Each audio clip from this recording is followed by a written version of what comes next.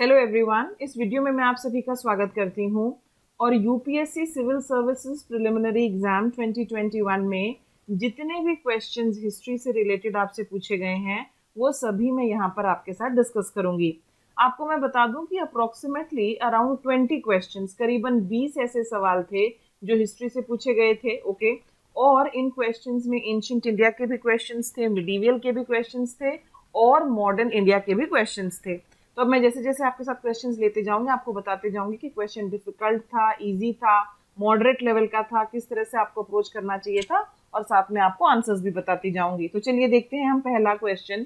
यहाँ पर आपको दिया गया है पहला क्वेश्चन, आप देखो, with reference to the history of ancient India, okay, Bhavabhuti, Hastimalla and Kshemeshvara were famous. Okay, आपको अब यहाँ पर 3 नाम दिए गए हैं और पूछा गया कि ये लोग कौन थे। ये जैन मॉन्क्स थे, ये प्लेराइट्स थे, ये टेम्पल आर्किटेक्ट्स थे, या फिर ये फिलोसोफर्स थे।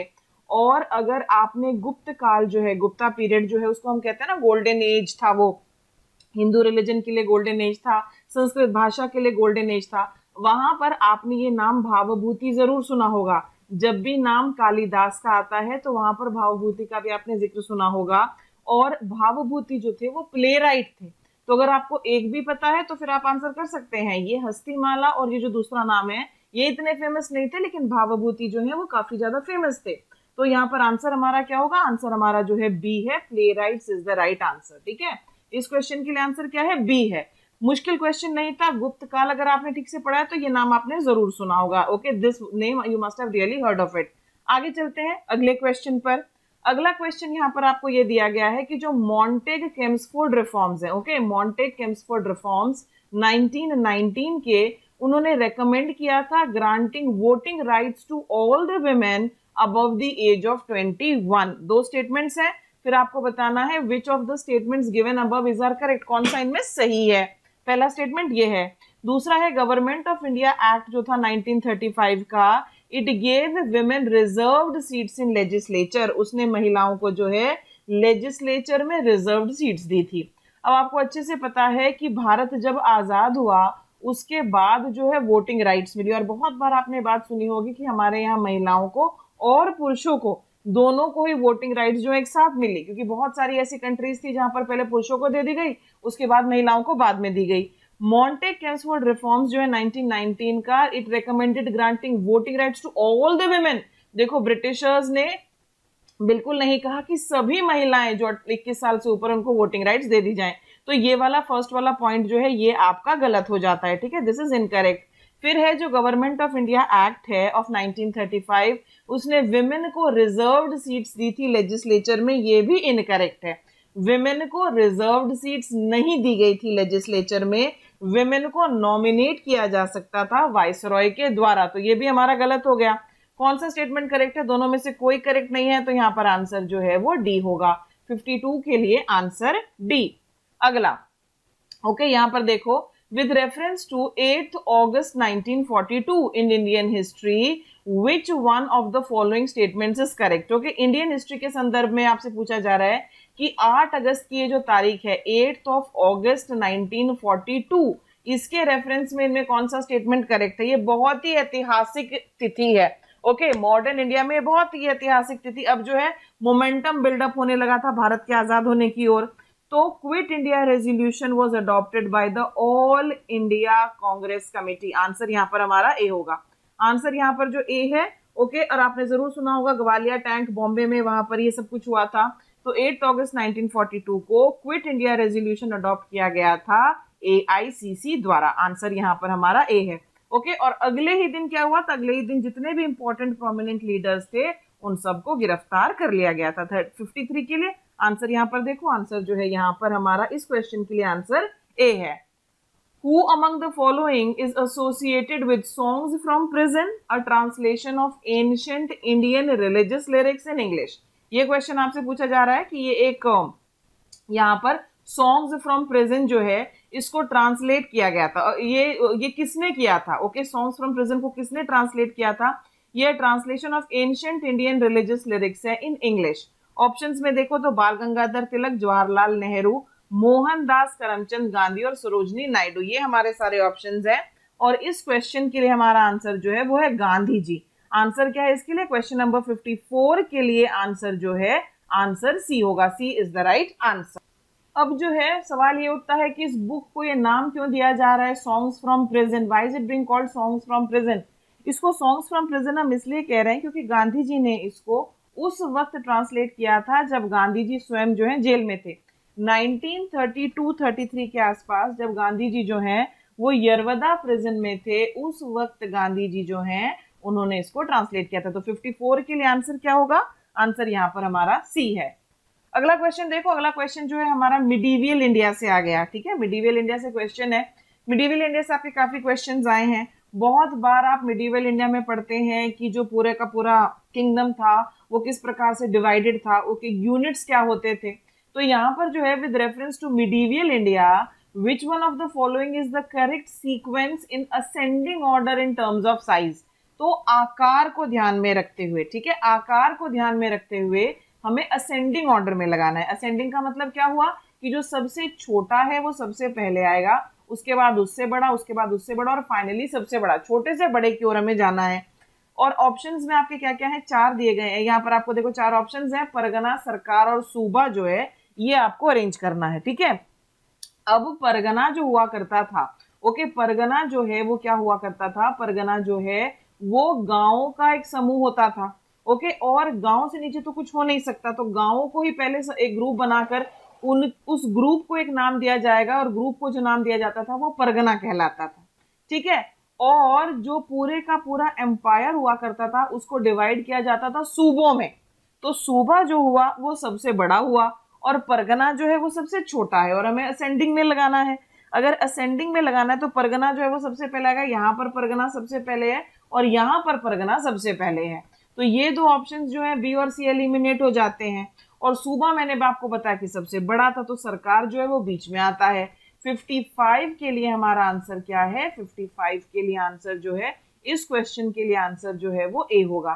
55 के लिए आंसर ए। जो कलेक्शन ऑफ विलेजेस था वो परगना था, उसके बाद जो सबसे बड़ा जो था वो था सूबा। Answer here is a. अगला क्वेश्चन है आपके सामने।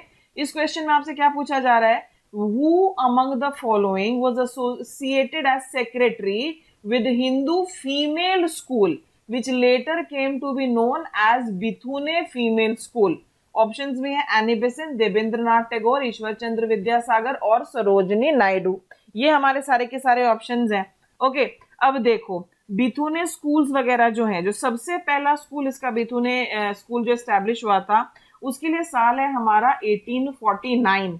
और अगर आप इन सारों को ध्यान से देखते हैं, एनी बेसेंट का ये टाइम पीरियड नहीं है। एनी बेसेंट तो जो है ओके, उन्होंने थियोसोफिकल सोसाइटी के लिए इंडिया में काफी सारा काम किया था।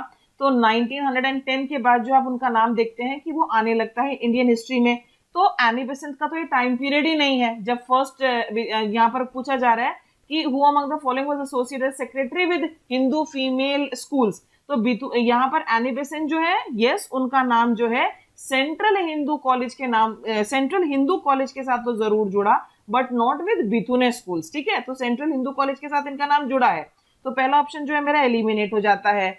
ईश्वर चंद्र विद्यासागर, इनके बारे में अगर आपने पढ़ा हो, इनको विद्यासागर ही क्यों कहा जाता था? इनको विद्यासागर जो है इसलिए कहा जाता था क्योंकि इन्होंने एजुकेशन के क्षेत्र में बहुत सारा काम किया। संस्कृत भाषा के प्रचार प्रसार के लिए इन्होंने बहुत काम किया। इन दो फील्ड्स में इन्होंने बहुत सारा काम किया है। और इनका नाम एक जगह और आता है, जब ये विडो, हिंदू जो विडोज हुआ करती थी, उन विडोज की रीमैरिज पर इन्होंने बहुत ज्यादा जोर दिया। और उस टाइम भारत में जो लॉर्ड डलहौजी थे उनसे कहा कि इन विधवाओं की शादी को जो आप लीगलाइज कराइए। ये कब की बातें हो रही हैं? ये बातें हो रही हैं करीब 1856 के आसपास, जब हिंदू विडो रीमैरिज एक्ट आया था। तो दोनों का देखो टाइम पीरियड भी जो है ऑलमोस्ट सेम सा हो रहा है। तो इसका आंसर हमारा क्या होगा? इसका आंसर जो है ईश्वर चंद्र विद्यासागर ही है। आंसर इसका सी है। और ईश्वर चंद्र विद्यासागर जो थे, यस, ये सेक्रेटरी रहे। He was secretary with Hindu female school, और इनको आगे जाकर जो है बिथुने फीमेल स्कूल भी जो है कहा गया। ठीक है, संस्कृत एजुकेशन में इन्होंने बहुत ज्यादा काम किया। इन्होंने विधवा पुनर्विवाह के क्षेत्र में काम किया। संस्कृत भाषा के प्रचार प्रसार के लिए इन्होंने काम किया। आंसर ईश्वर चंद्र विद्यासागर। अगले क्वेश्चन पर आ जाओ। अब यहाँ पर आपसे क्या पूछा जा रहा है, in the context of colonial India Shahnawaz Khan, Prem Kumar Sehgal and Gurbaksh Singh Dhillon are remembered as. बहुत ही इजी क्वेश्चन। देखो क्वेश्चन जो है बहुत मुश्किल नहीं है, आप थोड़ा सा टाइम पीरियड को इधर उधर करके देखेंगे तो आपको पता चल जाएगा कि उसी टाइम पीरियड का कौन है एग्जैक्टली। ओके, इसमें तो बहुत ही क्लियर था कि शिक्षा के क्षेत्र में अगर किसी ने बहुत काम किया था तो वो थे ईश्वर चंद्र विद्यासागर। सिमिलरली आपने ये नाम जरूर सुने होंगे हिस्ट्री में, अगर आपने हिस्ट्री अच्छे से पढ़ी है, नवाज खान, प्रेम कुमार सहगल और गुरबख्श सिंह ढिल्लोन। इनमें से एक व्यक्ति जो है नवाज खान वो मुस्लिम है, ओके, प्रेम कुमार सहगल जो है वो हिंदू हैं और गुरबख्श सिंह ढिल्लोन जो हैं ये सिख हैं। और ये तीनों लोग कब फेमस हुए, कब इनका नाम जो है इतिहास में दर्ज किया गया, तब दर्ज किया गया क्योंकि ये तीनों के तीनों जो थे ये ऑफिसर्स थे इंडियन नेशनल आर्मी के। ओके, और इन तीनों के ऊपर देशद्रोह का मुकदमा चला था, इनका ट्रायल हुआ था लाल किले में, रेड फोर्ट में। ओके, तो ये कौन थे, ये थे officers of the Indian national army. ठीक है, आईएनए ट्रायल्स में जो है इनका नाम वहां पर आया था, तो आंसर यहां पर हमारा डी होगा 57 के लिए आंसर डी। अगला question, with reference to Indian history which of the following statements is are correct. Okay, आपको 3 स्टेटमेंट्स दिए गए हैं, उसके बाद यहां पर आप देखिए आपको कोड्स दिए गए हैं और पूछा जा रहा है कि बताइए इनमें से कौन सा है जो हमारा करेक्ट है। ठीक है, यहां पर आपको पहला दिया गया है Nizamat of Arcot emerged out of Hyderabad state. अगला है Mysore kingdom emerged out of Vijayanagar empire. और तीसरा है Rohilkhand kingdom was formed out of the territories occupied by Ahmad Shah Durrani. Ahmad Shah Durrani को हम ज्यादा पॉपुलरली जानते हैं एज अहमद शाह अब्दाली। ठीक है, इनको हम किस नाम से जानते हैं, अहमद शाह अब्दाली के नाम से जानते हैं। और जैसे ही इनका नाम हमारे दिमाग में आता है तो सबसे पहले जो दिमाग में आता है वो है third battle of Panipat. Third battle of Panipat, Panipat की तीसरी लड़ाई जो काफी ज्यादा घातक साबित हुई थी मराठास के लिए। और ये कब हुई थी, ये हुई थी हमारी 1761 में, ये 1761 के आसपास हुई थी। ठीक है, अब देखो तीसरे से मैं स्टार्ट कर रही हूँ। रोहिलखंड का जो किंगडम है it was formed out of territories occupied by Ahmad Shah Durrani. Ahmad Shah Durrani की मदद रोहिलखंड के शासक ने जरूर की थी इस पानीपत की तीसरी लड़ाई में, लेकिन जो रोहिलखंड का किंगडम था वो पानीपत की तीसरी लड़ाई के पहले से ही स्थापित था, पहले से ही एस्टैब्लिश्ड था। इनफैक्ट भारत पर जब नादिर शाह का हमला हुआ था, ओके, नादिर शाह का हमला हुआ था 1739 के बाद, ओके, 1739 में, उसके बाद नादिर शाह ने जो है ये रोहिलखंड का जो किंगडम है उसको एस्टैब्लिश करवाया था। ठीक है, तो ये वाला जो स्टेटमेंट है गलत हो जाता है कि रोहिलखंड का किंगडम जो था वो उन टेरिटरी से बनाया गया जो अहमद शाह दुरानी ने ऑक्यूपाई की, तो ये वाला मेरा गलत हो गया तीसरा। अगर तीसरा गलत हो गया तो ऑप्शन सी एलिमिनेट हो गया, ऑप्शन डी एलिमिनेट हो गया, रह गए एक और दो, इनको देख लेते हैं। Mysore kingdom emerged out of Vijayanagar empire, yes ये बिल्कुल सही है। ओके, जो विजयनगर एम्पायर था जब वो डिक्लाइन होने लगा, ठीक है, जब वो डिक्लाइन होने लगा तो उसमें से फिर मैसूर का किंगडम बना था और मैसूर के किंगडम को एस्टैब्लिश किया था वुडेयर डायनेस्टी ने।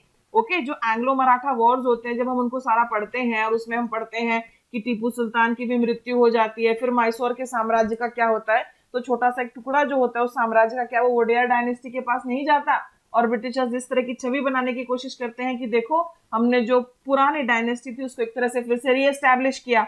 ओके, तो ये वाला स्टेटमेंट करेक्ट है, सेकंड वाला आपका करेक्ट है।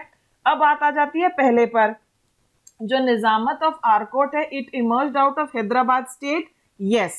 ओके, औरंगजेब जो था उसने आरकोट को एक सेपरेट स्टेट बना दिया था। ओके, निजाम ऑफ आरकोट जो है, Nizamat of Arcot emerged out of Hyderabad state, ये करेक्ट है।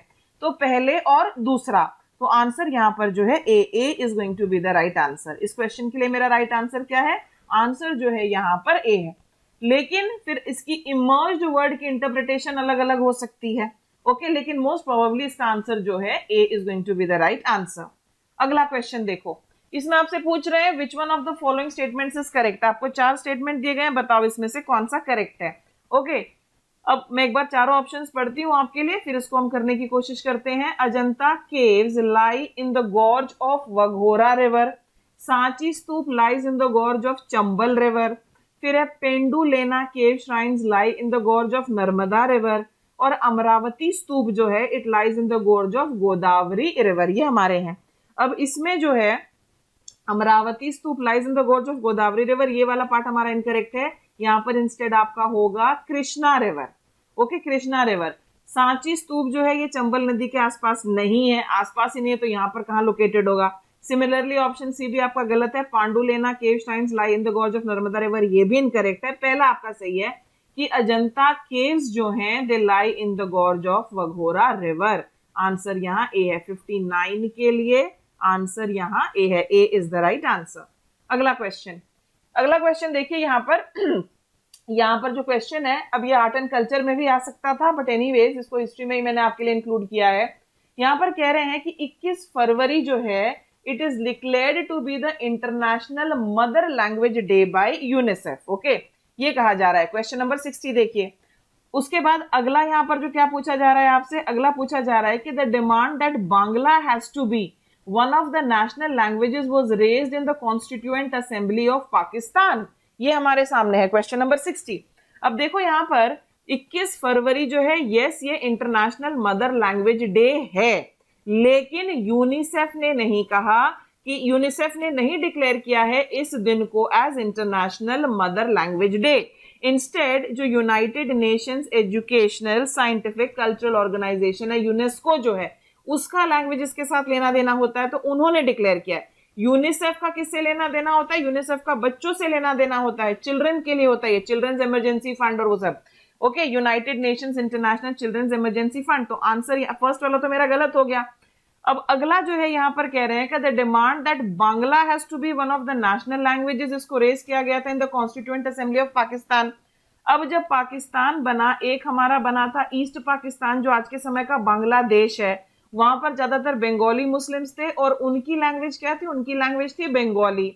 और दूसरी तरफ एक हमारा जो पाकिस्तान करंट डे पाकिस्तान है वो बना, वहां पर भाषा थी उर्दू, तो वो उर्दू को चाहते थे और ये जो थे ईस्ट पाकिस्तान वाले ये बंगाली को चाहते थे। ठीक है, और ये मुद्दा भी उठा था, ये डिमांड की गई थी। ओके, 1948 के आसपास वहां पर ये डिमांड की गई थी कि बंगाली जो है उसको उर्दू जितना ही स्टेटस दिया जाए, उर्दू जितना ही रुतबा दिया जाए और उसको भी नेशनल लैंग्वेज ऑफ पाकिस्तान माना जाए।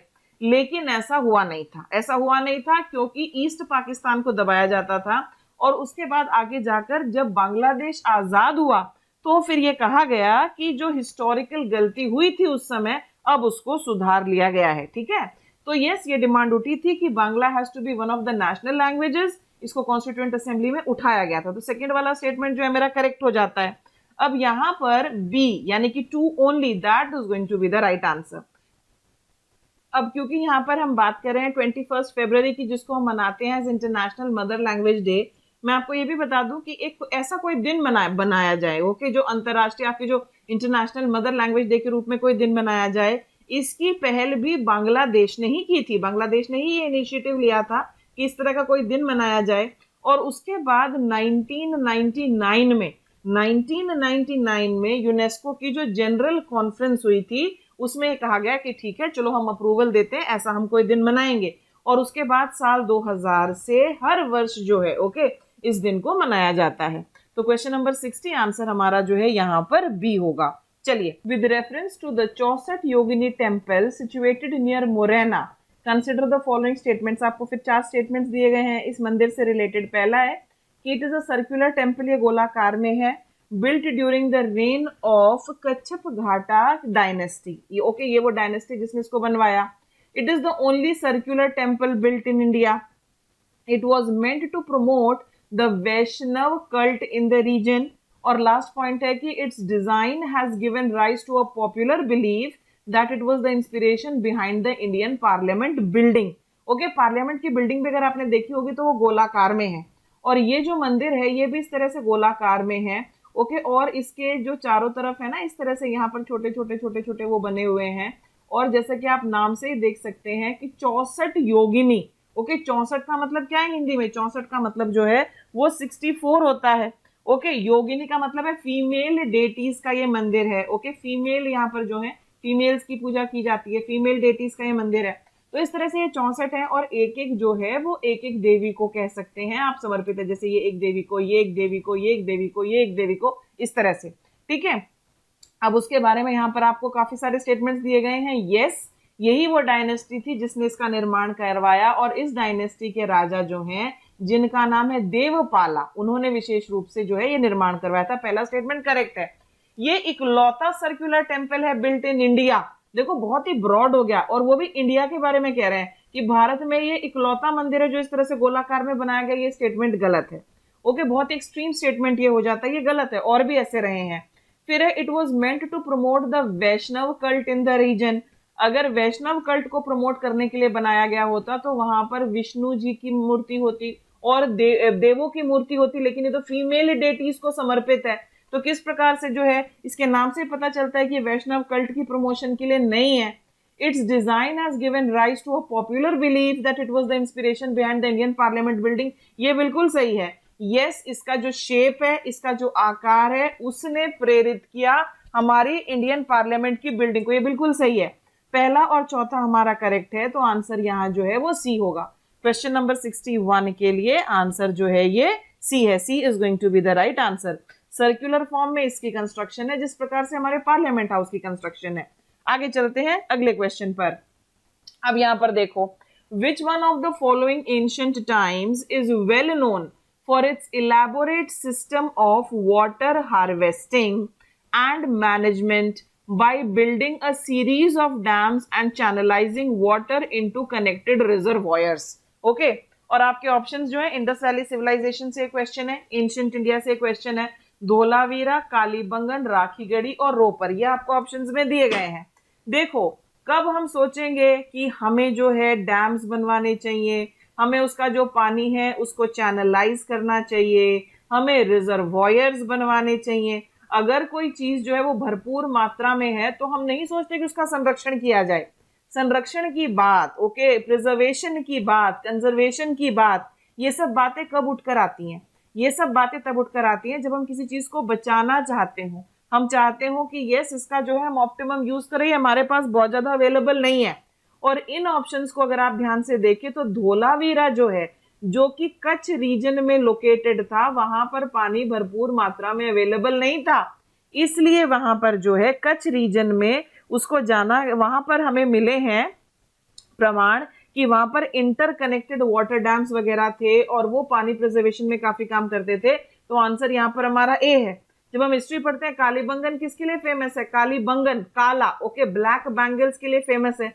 ये तो आप में से हर किसी को पता होगा। ओके, ब्लैक बैंगल्स के लिए फेमस है। फिर यहाँ पर आप देख रहे हैं, ओके, धोलावीरा जो कच्छ रीजन में था, वो रेन वाटर हार्वेस्टिंग और उन सब चीजों के लिए जो है जाना गया। तो यहाँ पर आंसर हमारा क्या होगा? आंसर जो है यहाँ पर हमारा ए होगा।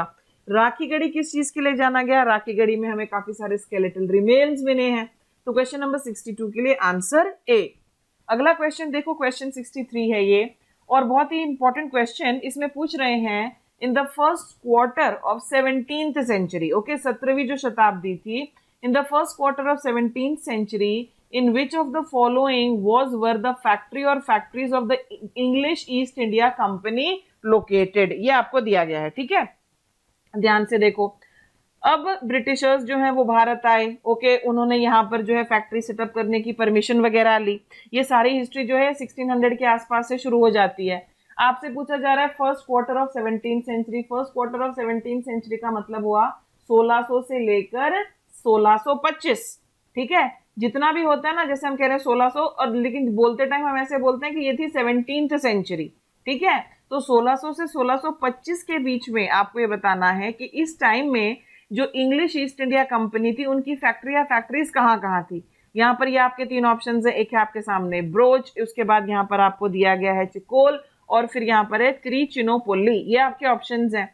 अब जब हम पढ़ते हैं हिस्ट्री तो हम स्टार्टिंग में क्या पाते हैं? ब्रिटिशर्स जो हैं जब वो भारत आते हैं और उनकी जो फर्स्ट फैक्ट्रीज वगैरह हैं वो वेस्टर्न कोस्ट पर लगाई जाती हैं। ओके, हम पढ़ते हैं सूरत के बारे में, वहां पर लगाई जाती है, और वेस्टर्न कोस्ट पर जो है वो लगाई जाती हैं। अब यहाँ पर ये जो आपका ऑप्शन 2 है और 3 है, ये वेस्टर्न कोस्ट पर नहीं है।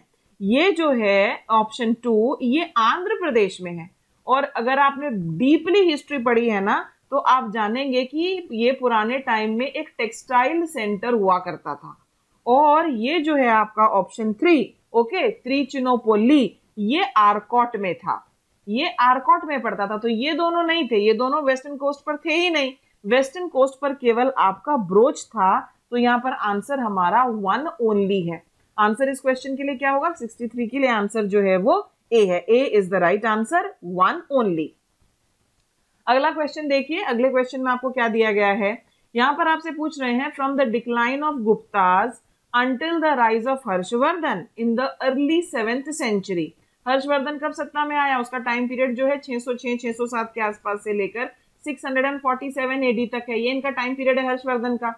From the decline of the Guptas until the rise of Harshavardhan in the early 7th century. ये अर्ली 7th सेंचुरी हो गई, जैसे मैंने अभी समझाया था कि इसको बोलेंगे 7th सेंचुरी और लिखेंगे 600 something. Which of the following kingdoms were holding power in northern India. यानी कि डिक्लाइन ऑफ गुप्ताज का period golden age for Hinduism रहा, golden age for Sanskrit literature वगैरह वो सब कुछ रहा, लेकिन यस उनका भी तो डिक्लाइन हुआ ना। कोई भी डायनेस्टी एकदम से थोड़ा ही खत्म होती है, वो धीरे धीरे जो है पतन की ओर जाती है, वो डिक्लाइन होती है। और उसके बाद क्या होता है कि उसके बाद जो रीजनल पावर्स होते हैं उनको लगता है कि ये सब हमें कोई कंट्रोल करने वाला नहीं है, वो अपने आप को और बेटर स्टैब्लिश करते हैं। जब डायनेस्टीज डिक्लाइन होती हैं, उनका साम्राज्य छोटा होता जाता है, उनकी जो प्रोस्पेरिटी थी वो कम होती जाती है, इस तरह की चीजें होती हैं, राइट। तो गुप्ता पीरियड का डिक्लाइन जो है वो 4th सेंचुरी में जो है वो स्टार्ट होता है, और उसके बाद हर्ष जो है वो कौन से पीरियड में आ रहा है, वो 7th सेंचुरी के बिगिनिंग में आ रहे हैं। तो इस दौरान जो है, इस पीरियड में कौन कौन सी डायनेस्टीज जो है वो पावर में रही। अगर आप इनमें ध्यान से देखें तो जो पुष्यभूतिज ऑफ थानेश्वर हैं, ये तो स्वयं हर्षवर्धन की ही डायनेस्टी है।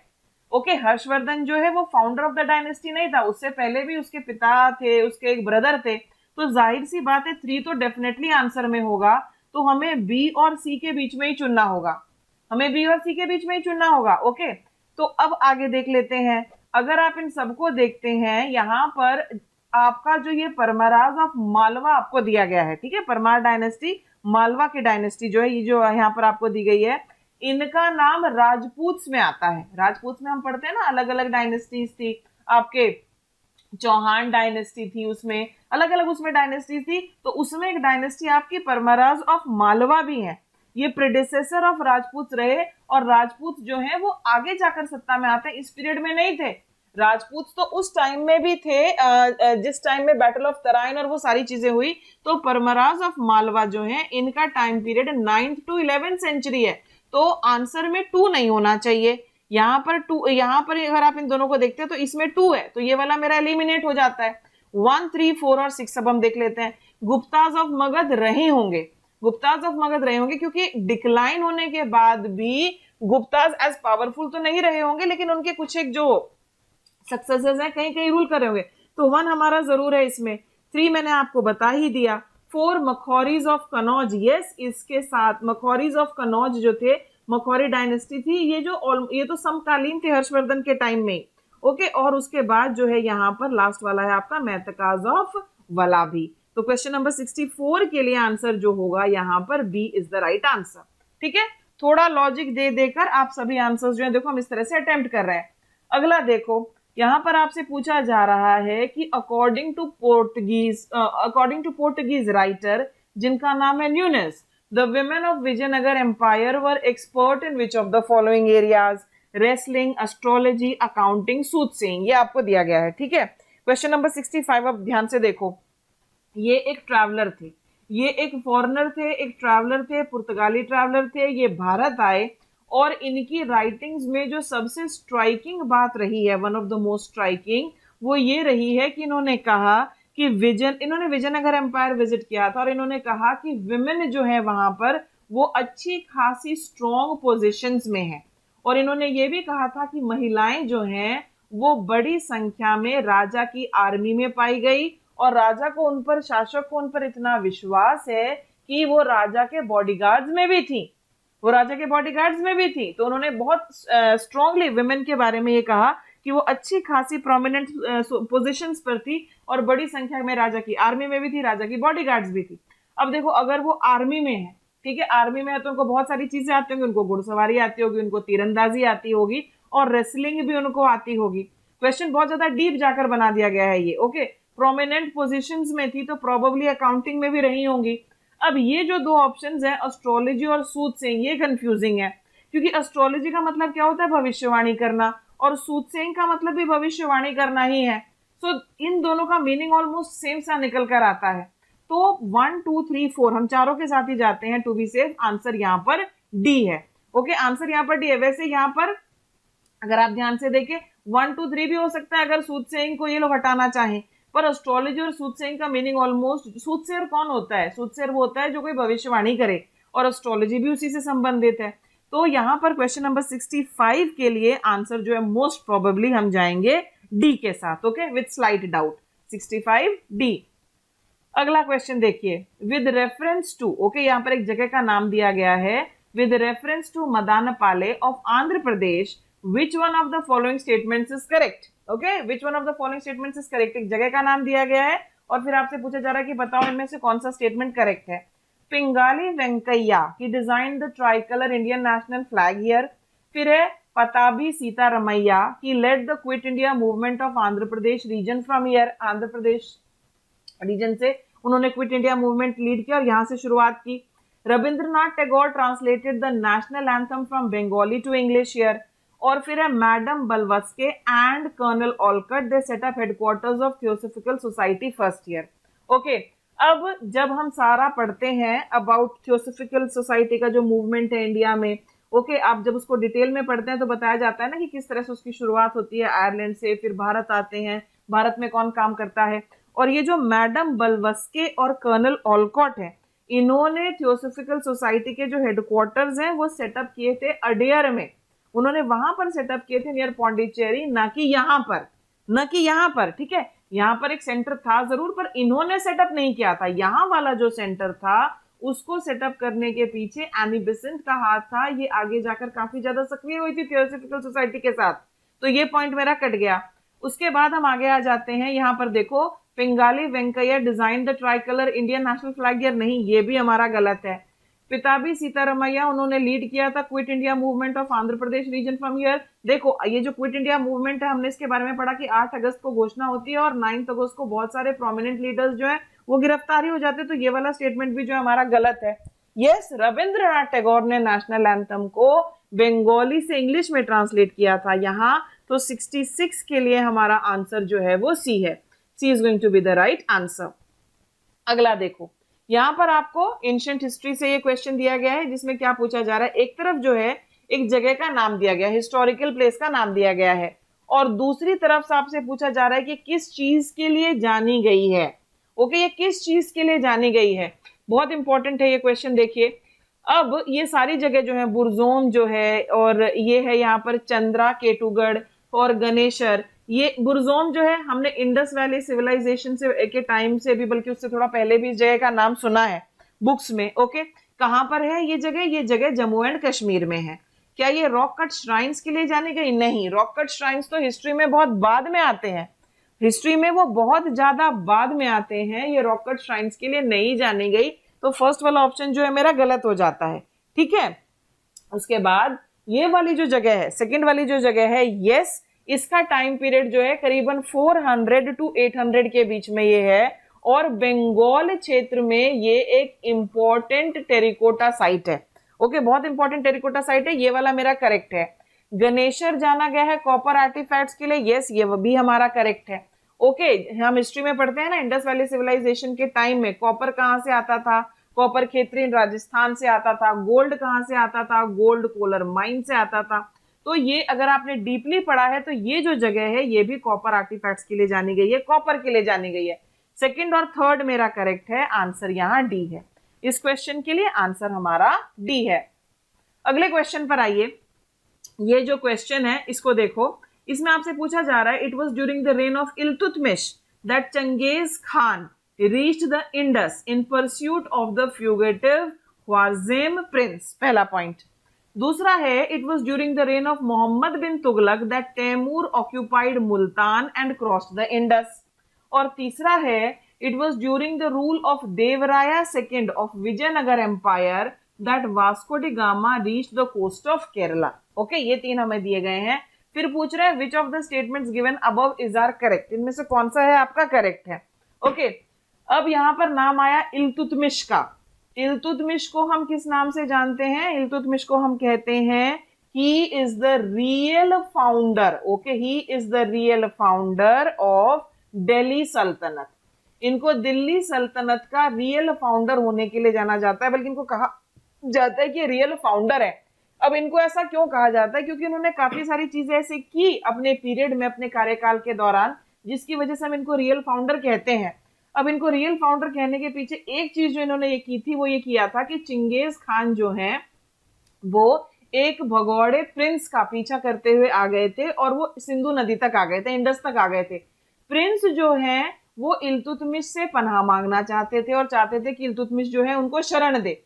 लेकिन अगर ऐसा होता, इल्तुतमिश उनको शरण दे देते, तो फिर चंगेज खान जो है वो हमला कर देता हिंदुस्तान पर, और जो नया नया सा ये दिल्ली सल्तनत एस्टैब्लिश हुआ था वो पूरी तरह से नेस्तनाबूद हो जाता, खत्म हो जाता। तो इल्तुतमिश ने पनाह नहीं दी और उन्होंने ये जो मुसीबत आने वाली थी, वो मुसीबत उनकी इस सही डिसीजन की वजह से टल गई। तो यस, ये बिल्कुल सही है कि इनके कार्यकाल में चंगेज खान जो है वो पीछा करते हुए आ गए थे सिंधु नदी तक इस प्रिंस का, लेकिन इल्तुतमिश ने शरण नहीं दी थी। ये स्टेटमेंट हमारा बिल्कुल करेक्ट है। उसके बाद कह रहे हैं कि it was during the reign of Mohammad bin Tughlaq कि Timur occupied Multan and cross the Indus. नहीं, अगर आपको इतना ही पता है ना कि मोहम्मद बिन तुगलक कब था और तैमूर जो है उन्होंने भारत पे हमला कब किया, आपको क्लियरली डिफरेंस पता चल जाएगा। क्योंकि ये क्वेश्चन भी बहुत बार आता है कि जो स्टेट सिविल सर्विसेज वगैरह के एग्जाम देते हैं कि तैमूर ने जब भारत पर हमला किया तो दिल्ली का राजा कौन था, who was ruling in Delhi, इस तरह का क्वेश्चन आता है ना। तैमूर ने जब भारत पर हमला किया वो 1398 था। ओके, और मोहम्मद बिन तुगलक, तुगलक डायनेस्टी जो है वो खिलजी डायनेस्टी के बाद आती है, और मोहम्मद बिन तुगलक का टाइम पीरियड क्या, अपने फादर की मृत्यु के बाद 1324 से लेके 1351 तक, और उसके बाद इनके जो ब्रदर हैं फिरोज शाह तुगलक कजिन, वो आ जाते हैं। तो इनका तो टाइम पीरियड ही मैच नहीं हो रहा, टाइम पीरियड ही मैच नहीं हो रहा। तो ये वाला क्वेश्चन, ऑप्शन जो है मेरा सेकंड वाला, ये गलत है। उसके बाद it was during the reign of देवराया सेकंड ऑफ विजयनगर एम्पायर की वास्को डी गामा जो है वो केरल पहुंचे। नहीं, वास्को डी गामा जो है जब वो केरल पहुंचे वो टाइम है जिनका 1497-98, ये वाला टाइम है। और देवराया जो है इनका टाइम पीरियड बिल्कुल अलग था। तो ओके, ये वाला भी मेरा गलत हो जाता है, केवल पहला। यहां पर आंसर हमारा ए है, 68 के लिए आंसर जो है वो A, first one only is correct. Next, अगला क्वेश्चन सबसे मुश्किल क्वेश्चन मुझे हिस्ट्री का ये लगा, जितने भी आपसे क्वेश्चंस पूछे गए ना ये मुझे सबसे डिफिकल्ट लगा। बिकॉज अधिकतर स्टूडेंट्स क्या पढ़ते रहते हैं, हम ये पढ़ते रहते हैं कि किस तरह से भारत में मिशनरीज आए, कुछ प्रोमिनेंट मिशनरीज थे, वो किसके दरबार में गए, इस तरह की चीजें पढ़ते रहते हैं। फिर ये काफी इन डेप्थ बनाया हुआ क्वेश्चन है, देखो इसको। अब यहाँ पर कह रहे हैं saint Francis Xavier, he was one of the founding members of Jesuit order. Okay, जितने भी बच्चे जेवियर स्कूल्स से हैं उन्होंने सुना होगा शायद इनके बारे में, और अगर कभी क्यूरियोसिटी रही होगी तो जानते भी होंगे। Saint Francis Xavier, he was one of the founding members of Jesuit order, ये बिल्कुल सही है। मूल रूप से ये स्पेन के थे, स्पेनिश थे ये, और ये भारत आए और उसके बाद इन्होंने यहाँ ईसाई धर्म के प्रचार के लिए काम किया, स्कूल्स वगैरह खुले और वो सब। तो yes, he was one of the founding members, ये करेक्ट है। फिर है इनकी मृत्यु गोवा में हुई and there is a church dedicated to him there. इनकी मृत्यु गोवा में नहीं हुई, इनकी मृत्यु तो चाइना में हुई थी, और 1552 में इनकी चाइना में मृत्यु हुई थी, ठीक है। और उसके बाद इनको दफन किया गया गोवा में, और यस वहां पर एक चर्च है जो इनको समर्पित है। तो because he did not die in Goa, ये वाला हमारा ऑप्शन जो है ये इनकरेक्ट है। एक वहां पर फीस्ट होती है, feast of saint Francis Xavier, वो सेलिब्रेट की जाती है गोवा में हर साल। यस, वो सेलिब्रेट की जाती है गोवा में हर साल। तो पहला और तीसरा मेरा करेक्ट है, आंसर यहाँ सी है। क्वेश्चन नंबर 69 के लिए answer C is the right answer. अगले पर चलिए, ये रहा आपके सामने अगला question. With reference to the history of ancient India, which of the following statements is are correct. अब हम एंशिएंट हिस्ट्री से क्वेश्चन ले रहे हैं। यहाँ पर कहा जा रहा है आपसे कि मिताक्षरा जो है, Mitakshara was the civil law for upper caste and Dayabhaga was the civil law for lower caste. पहला पॉइंट, मिताक्षरा सिस्टम में the sons can claim right to the property during the lifetime of the father, whereas the Dayabhaga system, it is only after the death of the father that the sons can claim right to the property. ठीक है, ये दिया गया है आपको। फिर यहाँ पर तीसरा पॉइंट है कि जो मिताक्षरा सिस्टम है it deals with matters related to property held by male members only of a family, whereas the Dayabhaga system deals with matters related to property held by both male and female members of the family। ये जो question है इसमें जो Mitakshara school of thought है, okay, दो schools of thought है, एक मिताक्षरा है और दूसरा जो है वो है दयाभागा। ठीक है, दयाभागा, इन दोनों में बेसिकली क्या क्या डिफरेंसेस हैं वो आपको दिए गए हैं।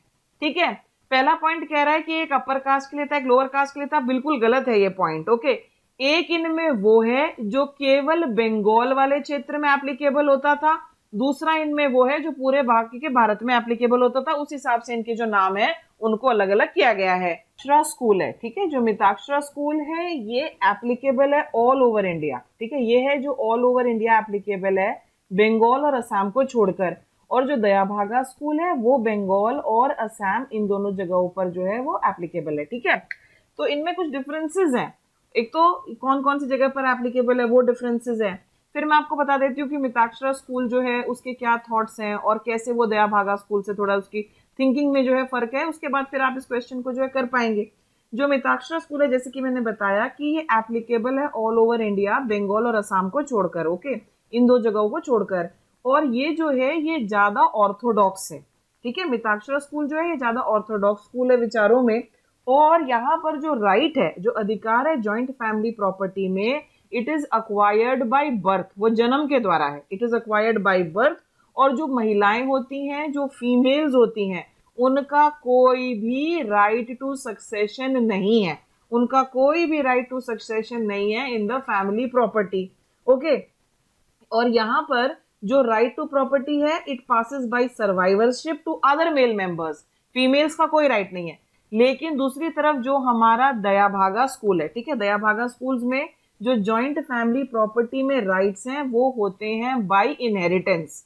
ओके, इनहेरिटेंस, अगर कोई वसीयत बना दी जाए, ठीक है, विल द्वारा हो सकते हैं, या फिर कोई व्यक्ति जो है कोई मेल मेंबर जो है उसकी मृत्यु हो जाती है तो उसका शेयर जो है उसकी विडो को चला जाता है। ओके, उसकी विडो को चला जाता है, अगर उसके अपने वारिस भी नहीं है विडो के तो भी उसको चला जाएगा। पर इसमें जो है फीमेल्स की कोई राइट्स वगैरह नहीं है। तो इस तरह के इनमें जो है दोनों स्कूल्स में काफी डिफरेंसेस हैं। तो पहले वाला जो कह रहा था कि कास्ट पे आधारित है, ये कास्ट के आधार पर नहीं है, ये रीजन टू रीजन है। और ये कह रहा है और ये जनरली प्रॉपर्टी डिवीजन से रिलेटेड है। तो पहला पॉइंट मेरा गलत हो गया। मिताक्षरा सिस्टम में sons can claim right to the property during the life time of the father, यहां पर दिया गया है। लेकिन जो दयाभागा सिस्टम है it is only after the death of the father that the sons can claim right to the property. ये हमारा है क्वेश्चन। और ये वाले में जो पॉइंट नंबर 2 है ये बिल्कुल सही है। मिताक्षरा सिस्टम में the sons can claim right to the property अपने पिता के जीवन में भी। ओके, क्योंकि वहां पर राइट्स बर्थ से ही हो जाती हैं। लेकिन दूसरे वाले में नहीं, दयाभागा सिस्टम में जो है केवल पिता की मृत्यु के बाद ही। यहाँ पर इनहेरिटेंस ज्यादा इंपॉर्टेंट है विल द्वारा। ओके, सेकंड वाला पॉइंट करेक्ट है। Mitakshara system deals with matters related to property held by men members only of a family, जबकि जो दयाभागा सिस्टम है it deals with matters related to property held by both male and female. जैसे कि मैंने आपको बताया कि मिताक्षरा सिस्टम जो है उसमें फीमेल्स के राइट्स हैं ही नहीं, और फीमेल्स के पास उस टाइम ज्यादा कोई प्रॉपर्टी होती भी नहीं थी। उनके पास होता क्या था, स्त्री धन, और स्त्री धन में थोड़ा बहुत गोल्ड वगैरह वही चीजें होती थी। तो ये पॉइंट भी गलत हो जाता है, केवल सेकंड वाला मेरा पॉइंट करेक्ट है। तो क्वेश्चन नंबर 70 के लिए B is the right answer. तो ये अप्रोक्सीमेटली आपसे 20 से क्वेश्चंस जो हैं वो पूछे गए हैं हिस्ट्री में।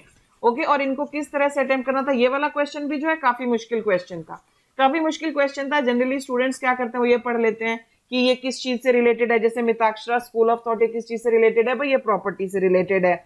उसके बाद कौन है, किन लोगों ने इस पर काम किया, तो इतनी गहराई में नहीं पढ़ पाते। तो ये वाला जो क्वेश्चन भी था ये एक डिफिकल्ट क्वेश्चन था। ठीक है, तो ये थे हिस्ट्री के क्वेश्चंस जो सिविल सर्विसेज एग्जामिनेशन के प्रीलिम्स में 2021 में आपसे पूछे गए। उम्मीद करती हूँ कि आपके अधिकतर आंसर्स राइट हुए होंगे। I wish you all the best. Thank you so much for watching. Bye bye.